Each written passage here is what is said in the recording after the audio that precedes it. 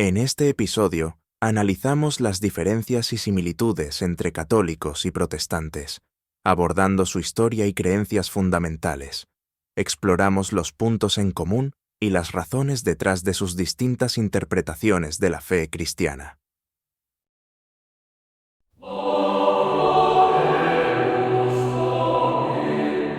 Bienvenidos a Camino de Oración, el podcast de Católicos Unidos en Oración. Aquí encontrarás reflexiones profundas, enseñanzas de fe y temas que nutren el alma, como la intercesión de los santos, la sabiduría de los arcángeles y mucho más. Este es tu espacio para crecer espiritualmente y conectar con el amor de Dios. Quédate con nosotros y acompáñanos en este camino hacia una vida llena de luz y esperanza. Comenzamos. Hola a todos, bienvenidos a nuestra inmersión profunda en un tema que ha cautivado a la humanidad durante siglos. Sí. Las diferencias entre católicos y protestantes. Efectivamente, imaginen un árbol con dos ramas principales, ambas nutridas por la misma savia, la fe cristiana, Bueno, pero que a lo largo de los siglos han crecido en direcciones distintas. me encanta esa imagen del árbol. Sí. Es que a veces para nosotros que no somos teólogos puede ser difícil entender las diferencias. Justamente por eso estamos aquí. Vamos a desmenuzar estas diferencias con calma, usando ejemplos de la vida diaria y sin entrar en jerga complicada. Perfecto, porque a veces uno escucha términos como sola escritura o tradición apostólica y parece otro idioma. Exacto. Empecemos por ahí. ¿Recuerdan cuando éramos niños y nos contaban historias? Claro. La Biblia es como ese libro de historias familiar para católicos y protestantes, pero aquí viene la primera diferencia. A ver, cuenta. Para los protestantes, la Biblia es la única fuente de autoridad en materia de fe, como si fuera un manual de instrucciones directo de Dios sin añadidos ni interpretaciones. Entiendo. Y eso del sola escritura que mencionaba antes tiene que ver con esto. Sí, significa solo la escritura. Para los protestantes, cualquier enseñanza o tradición debe estar respaldada por la Biblia. Si no está escrito allí, no lo aceptan. ¿Y para los católicos qué pasa con la Biblia? Para los católicos, la Biblia es importantísima, claro, Sí. pero no es la única fuente de revelación divina. También se basan en la tradición apostólica. Tradición. ¿Te refieres a las costumbres que se pasan de generación en generación, como las recetas de la abuela? Es una buena analogía. La tradición apostólica se refiere a las enseñanzas de Jesús y sus apóstoles, Ajá. que fueron transmitidas de forma oral antes de ser escritas. Los católicos creen que la Iglesia ha custodiado fielmente estas enseñanzas a lo largo de los siglos. Entonces, para ellos, la Biblia y la tradición son como dos pilares que sostienen la fe. Exactamente, y esto tiene implicaciones prácticas. Por ejemplo, la veneración de la Virgen María y los santos, tan importante para los católicos. Sí. Se basa principalmente en la tradición, no en la Biblia. Ya veo, y hablando de la Biblia, ¿no hay también diferencias en cuanto a los libros que la componen? Muy buena observación. Los católicos incluyen en su Biblia 7 libros que los protestantes no consideran inspirados por Dios. Se llaman libros deuterocanónicos. Deuterocanónicos. Ajá. ¿Son trabalenguas? Ajá. ¿Puedes darnos un ejemplo? Claro, uno de ellos es el libro de Tobit, Ajá. una historia conmovedora sobre la fe y la providencia divina. Los católicos lo consideran parte de la Biblia, ¿Ya? mientras que los protestantes no. Es fascinante cómo algo tan aparentemente simple como el número de libros puede generar tanta controversia. Sin duda. Y Ya. esas diferencias, por supuesto, se reflejan en la forma en que católicos y protestantes interpretan la fe y la aplican en su vida diaria. Hablemos ahora de una figura central en el catolicismo, el Papa. A ver. Para ustedes, es el vicario de Cristo en la tierra, ¿verdad? Así es, los católicos creemos que el Papa es el sucesor de San Pedro, a quien Jesús confió el liderazgo de la Iglesia. Ajá. Es como el capitán de un barco que guía a los fieles hacia la salvación. Pero para los protestantes la figura del Papa no tiene la misma relevancia. Es así. Exacto, los protestantes rechazan la autoridad del Papa, consideran que ningún ser humano puede ser infalible y que solo Cristo es la cabeza de la Iglesia. Entonces para ellos no hay un líder supremo en la tierra, sino que cada iglesia o comunidad tiene su propia autonomía. Correcto. Y esto nos lleva a otro punto crucial. La forma en que católicos y protestantes conciben la salvación. Recuerdan la parábola del hijo pródigo. Sí, claro. El hijo menor despilfarra su herencia Ajá. y luego regresa arrepentido al hogar de su padre, quien lo recibe con los brazos abiertos. Claro, una historia conmovedora sobre el perdón y la misericordia. Sí. ¿Y qué tiene que ver con la salvación? Para los protestantes, la salvación se alcanza únicamente por la fe en Jesucristo. Como el hijo pródigo, basta con reconocer nuestro pecado y pedir perdón a Dios para ser salvados. O sea que para ellos, la fe en Jesucristo es la llave que abre las puertas del cielo. Exactamente es lo que llaman sola fide. Solo la fe. ¿Rechazan la idea de que las buenas obras sean necesarias para la salvación? ¿Y los católicos qué opinan al respecto? No le dan importancia a las buenas obras. Para los católicos la fe es fundamental, por supuesto, pero ¿creemos que la fe sin obras está muerta? Es decir, que la fe debe manifestarse en nuestras acciones, en nuestro comportamiento diario. Así es, no basta con decir creo en Dios si nuestra vida no refleja esa creencia. Es como si un árbol dijera que da frutos, pero nunca los vemos. Me gusta esa comparación.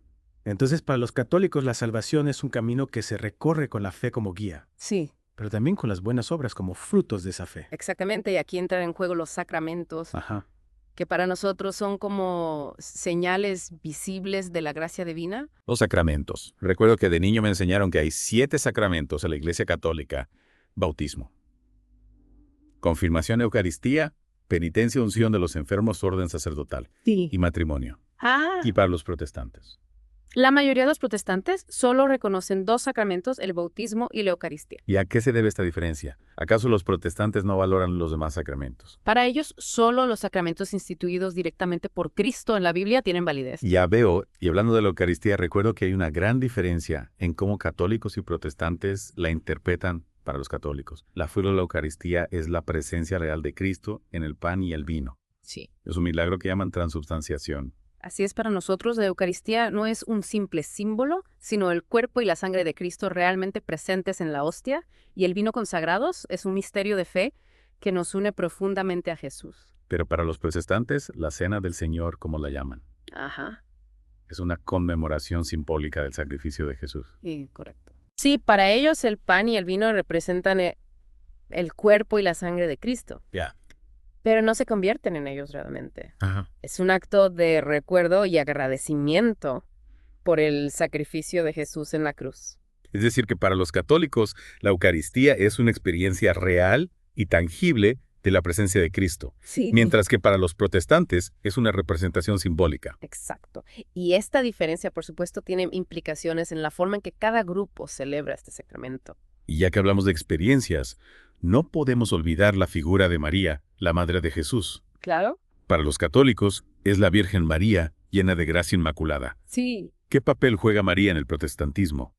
Para los protestantes, María fue una mujer de gran fe, pero solo eso, rechazan la Inmaculada Concepción, la Asunción al cielo, y la veneración que los católicos le profesan. Es decir, que para los protestantes no hay lugar para la intercesión de María, ni para pedirle favores o milagros. Así es para ellos, la única mediación válida es la de Jesucristo. Y hablando de mediación, ¿qué pasa con los santos?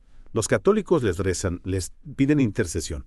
¿Es esto aceptable para los protestantes? De ninguna manera para los protestantes. La veneración de los santos es una forma de idolatría. Consideran que solo Dios es digno de adoración y que no debemos dirigir nuestras oraciones a ninguna otra figura. Entiende, entonces, para los protestantes no hay santos que intercedan por nosotros, ni imágenes o estatuas que representen figuras sagradas. Correcto. Su enfoque se centra en la relación directa con Dios sin intermediarios. Fascinante. Hemos cubierto bastante en esta primera parte, desde la Biblia hasta la figura de María y los santos. Y aún nos queda mucho por explorar. Cierto.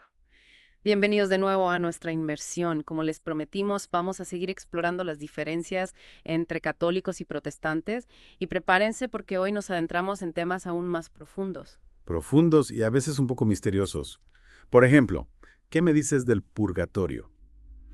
Recuerdo que en mi infancia se hablaba mucho de este lugar. El purgatorio es un concepto que ha generado mucha curiosidad y también algunos malentendidos para los católicos. Es un estado de purificación después de la muerte, un lugar donde las almas que han muerto en gracia de Dios se preparan para entrar al cielo. Es como una sala de espera celestial. Ajá. Un último repaso antes del gran examen. Me gusta esa imagen. Es importante aclarar que para los católicos el purgatorio no es un castigo, sino una oportunidad para limpiarse de las imperfecciones que aún quedan en el alma. Y para los protestantes, ¿qué pasa con el purgatorio? También creen en este estado intermedio. No, para los protestantes el purgatorio no existe. Ellos creen que después de la muerte el alma va directamente al cielo o al infierno sin escalas intermedias. Vaya. 2 visiones muy diferentes sobre el destino del alma después de la muerte. Y hablando de destinos, ¿qué me dices de la predestinación? Recuerdo haber escuchado este término, pero siempre me ha parecido un poco confuso. La predestinación es sin duda un tema complejo. Para explicarlo de forma sencilla, podremos decir que se refiere a la creencia de que Dios desde la eternidad ya ha elegido a ciertas personas para la salvación y a otras para la condenación. Espera, ¿me estás diciendo que nuestro destino ya está escrito y que no podemos hacer nada para cambiarlo? Esa es la visión de algunas ramas del protestantismo, especialmente el calvinismo. Para ellos, la gracia de Dios es irresistible y solo se concede a aquellos que han sido predestinados desde antes de la creación del mundo. Pero ¿y el libre albedrío? ¿Acaso no tenemos la capacidad de elegir nuestro propio camino? Ese es precisamente uno de los puntos más debatidos de la predestinación: cómo conciliar la idea de un Dios que elige nuestro destino con la libertad que tenemos para tomar decisiones. ¿Y los católicos qué opinan al respecto? ¿También creen en la predestinación? Los católicos no creemos en la predestinación tal como la entienden los calvinistas para nosotros. Dios ofrece su gracia a todos y cada persona tiene la libertad de aceptarla o rechazarla. Es decir, que para los católicos el destino final de cada uno depende de su propia voluntad y de sus acciones. Exactamente, Dios nos ha dado la libertad de elegir nuestro camino y esa libertad implica también la responsabilidad de nuestras decisiones. Bueno, al menos en este punto hay un poco más de esperanza. Cambiando de tema, me gustaría hablar sobre el papel de la mujer en la iglesia. Sabemos que en el catolicismo el sacerdocio está reservado exclusivamente a los hombres. ¿Es esta la visión generalizada en el protestantismo? No, en todas las ramas, si bien es cierto que algunas denominaciones protestantes mantienen la tradición de un sacerdocio masculino, otras han abierto las puertas a las mujeres para ejercer el ministerio pastoral. ¿Y a qué se debe esa diferencia? ¿Hay alguna razón bíblica o teológica detrás de estas dos posturas? Las razones son complejas y variadas. Algunas se basan en interpretaciones bíblicas, otras en cuestiones culturales o históricas. ¿Podrías darnos algunos ejemplos concretos? ¿Qué iglesias protestantes ordenan mujeres y por qué? Por ejemplo, la Iglesia Luterana, una de las ramas más antiguas del protestantismo, ordena mujeres desde hace décadas. Su argumento principal es que no hay ninguna prohibición bíblica explícita para que las mujeres ejerzan el ministerio pastoral. Interesante. ¿Y qué pasa con otras denominaciones como los bautistas o los metodistas? En el caso de los bautistas, hay una gran diversidad de opiniones al respecto. Algunas iglesias bautistas ordenan mujeres, otras no. La decisión suele tomarse a nivel local dependiendo de la interpretación de cada comunidad. Ya veo, entonces no hay una postura unificada dentro del protestantismo en cuanto a la ordenación de mujeres. Así es, este es un tema que sigue generando debate y reflexión en muchas iglesias protestantes y es comprensible, ¿verdad?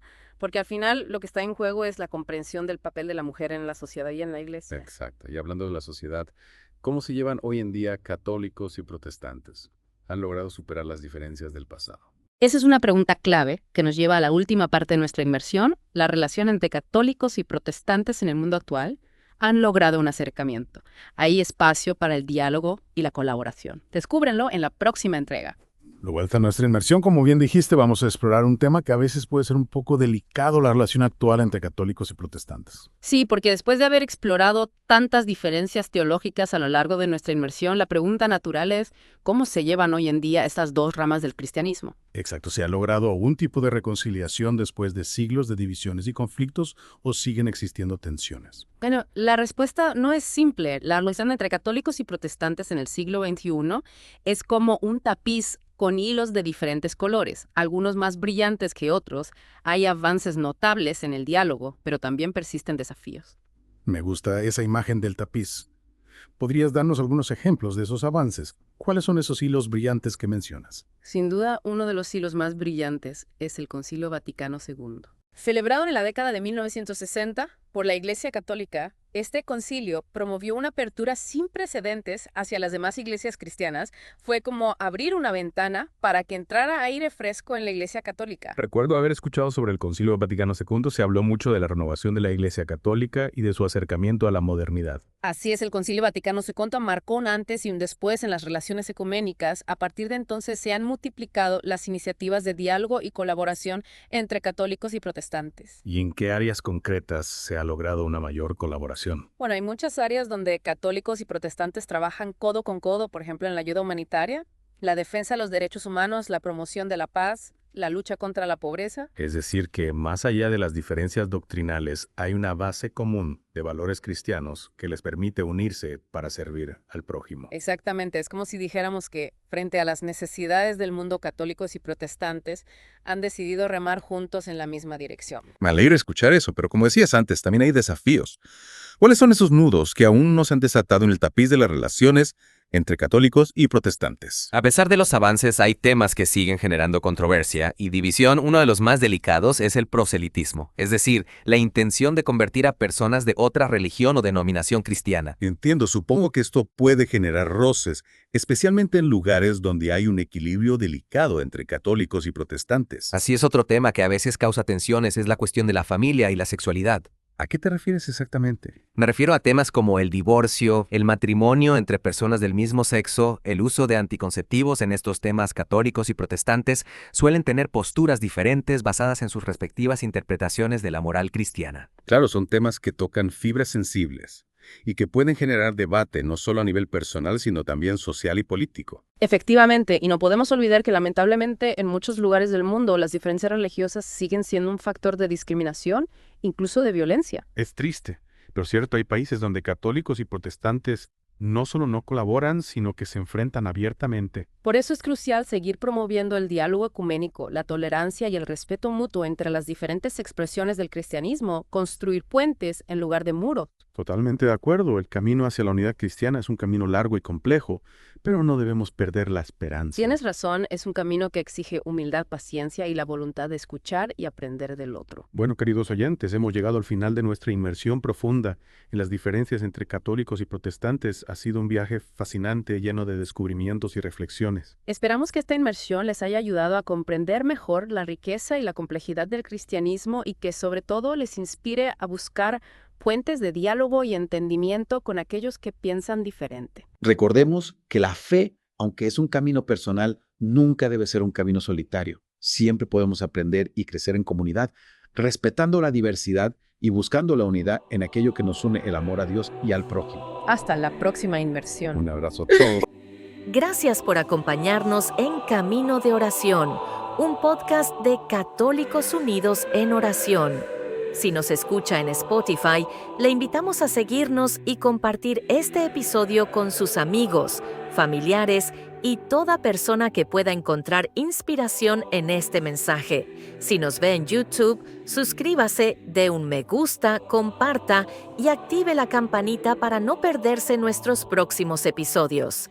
Y si nos sigue en Facebook, comparta nuestro contenido para que más corazones se acerquen al Señor. Le invitamos a estar pendiente de nuestro próximo episodio, donde seguiremos fortaleciendo su fe y caminando juntos en la presencia de Dios. Esto fue Camino de Oración, un podcast de Católicos Unidos en Oración. Que Dios le bendiga y hasta pronto.